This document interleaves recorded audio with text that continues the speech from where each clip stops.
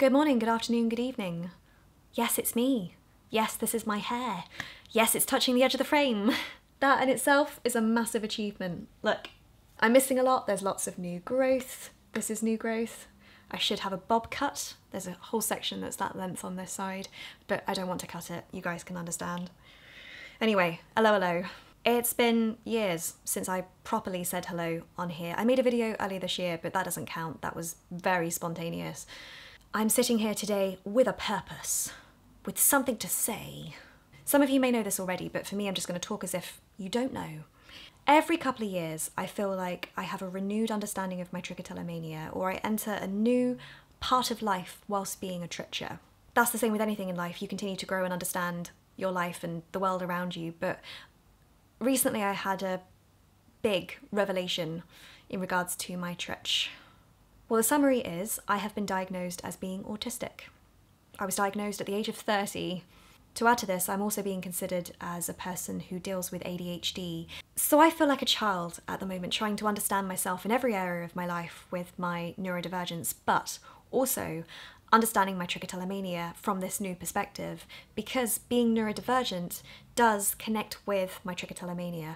Lots of trichers are neurodivergent, but also the actual trichotillomania itself and how many regard it as it being a stim. It's been implied the last 10-15 years of my life that trichotillomania is often worse in childhood, especially puberty, and then it gets better in adulthood. And as you can see from my hair, you could argue that that is the case, but actually I feel that it's not so much that the trichotillomania has got better, it's that I've had to enter the adult world and things can't continue, but also that I'm understanding myself better. For the sake of trying to get my thoughts out, I'm going to be brief with all of this, but there is a lot of gravity behind everything I'm saying. As an autistic person who didn't know they were autistic, living in a neurotypical world, I have been taking all that stress and anger out on my hair. I'm also understanding my past self and why I have been as unwell as I have been, because being misdiagnosed can make your life a living hell. I'm not dealing with just depression and anxiety, so all these medications and therapies that I've been through that have been supportive and helpful for the people who they are designed for have actually made me worse, which in turn has also contributed to the severity of my trichotillomania. Everything I'm saying right now, I'm just spiralling, this is such a new understanding for me. Back in late 2020, I said in a video, I have hair, and not only do I have hair, but it is thick. And I don't understand why. I don't get it. I really do not get it. I'm happy, but also confused simultaneously. I don't understand how.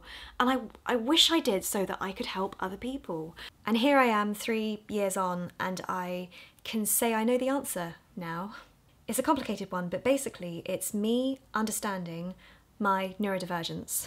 My hair has grown alongside me understanding myself as a neurodivergent person. The first lockdown in 2020 was a massive educational experience in regards to me as an autistic person. You could argue in some areas of my life things were falling apart due to the pandemic, but the actual lockdown itself enabled me to rest from autistic burnout.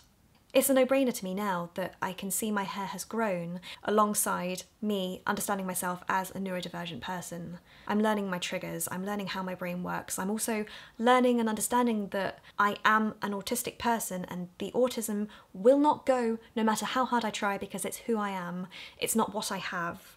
And so that level of acceptance, in the same way that back in 2012 I started processing the fact that I would be dealing with trichotillomania across my life, which was upsetting at the time, but over time it's actually been a good thing, that level of acceptance that I am what I am and things won't change has actually been helpful. I need to stress that I am new to this. I really am new. So there's things that I probably want to say, but I don't know how to say them. There's things I haven't learned yet that you may already know. What I do know is my trich is the best it's ever been. I still deal with trich. It's not a case of I'm cured, especially now that I have my diagnosis of being autistic. No, I still am autistic. I still deal with trichotillomania. I'm just understanding myself better, and I'm on a new journey of understanding myself better, and I'm hoping that this will enable me to be happier. And also have more hair, please. Or keep the hair I have. I don't know how this video comes across. Maybe you will relate to this. Maybe this is a bit of a shock. But I wanted to verbalise some of the things I'm thinking because it's important and it is a new chapter in this Trich journey that never ends. I am an autistic person who also deals with trichotillomania and dermatillomania, but that's a lot better than it has been. My Trich and my neurodivergence are woven together in ways that I'm only just starting to understand. So yes, this is the mess that I am in. And with that, goodbye.